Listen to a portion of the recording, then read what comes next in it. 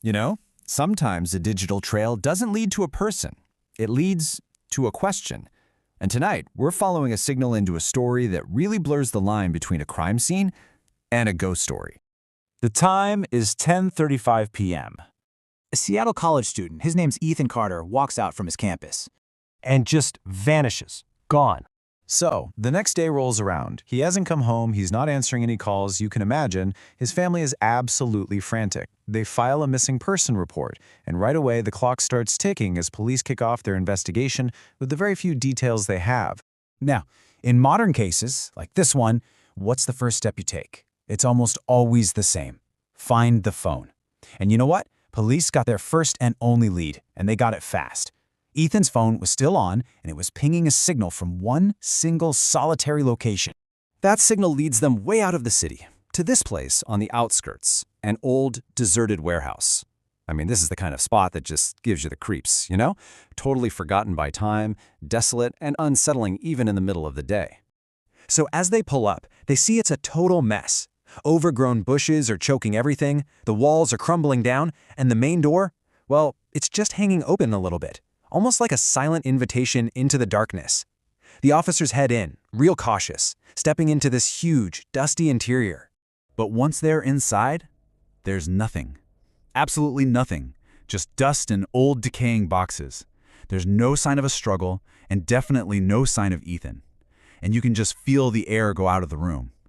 One of the officers finally says what everyone's thinking. Maybe the GPS was off. Maybe they're in the wrong place.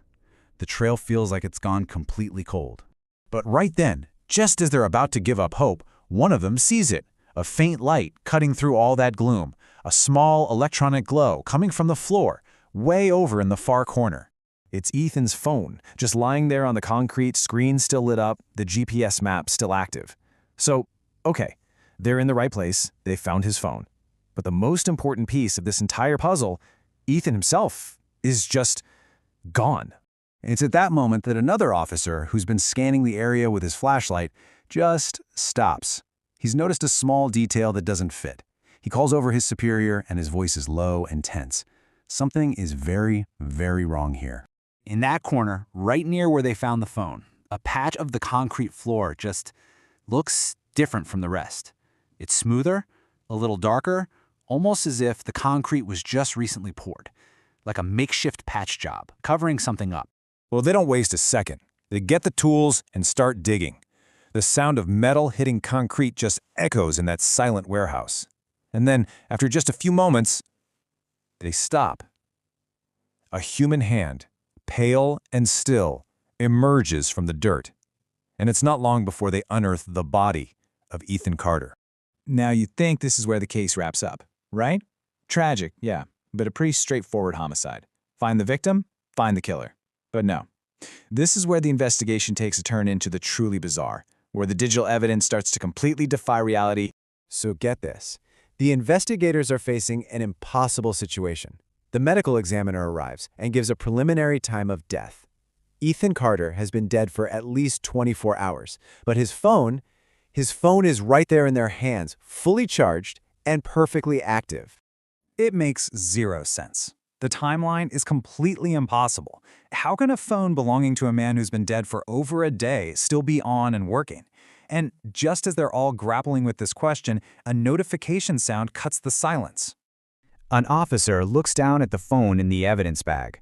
A new text message has just appeared on the screen. It reads, "I'm still alive." The whole room goes completely still. They check the sender. The message is from Ethan Carter's own number.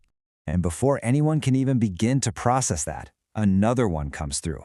This one is more chilling, more direct. You're too late. Someone is taunting them. But who? And how in the world are they using a dead man's phone to do it? The atmosphere in that warehouse shifts instantly. This goes from a crime scene investigation to something way more sinister. They aren't just investigating a murder anymore. They are in a trap. And the hunters have just become the hunted. As they start a frantic search of the area, a heavy interior door suddenly slams shut. An officer has to force it open, and behind it they find a small, hidden back room. And inside, on the floor, there's a laptop, screen glowing. It's showing a live location map with a single dot moving steadily away from the warehouse. Thinking the killer's making a run for it, an officer sprints outside to catch them, but there's no one there. And as he turns to go back, the heavy main warehouse door slams shut with this deafening bang. They hear a lock click into place from the inside. They are all trapped in there with the body. And at that exact moment, a voice starts playing from the laptop speakers. It's a recording, but it's crystal clear. It's Ethan Carter's voice. And it says, "The one who killed me is still here." Well, the panic just vanishes and turns into cold suspicion. Every officer in that room is looking at each other because the case file had a crucial detail they'd all overlooked. A witness saw Ethan leaving campus not alone, but with someone else. And that someone else was one of the very officers standing in that warehouse. An officer who, when questioned earlier, claimed they had never even met Ethan Carter. So a dead man's voice is accusing them from a laptop. A killer has locked them inside with basically a tomb, and all the evidence points to one of their own. So, the final question just hangs in the air, thick as the dust around them. If the killer is still inside, then who is lying?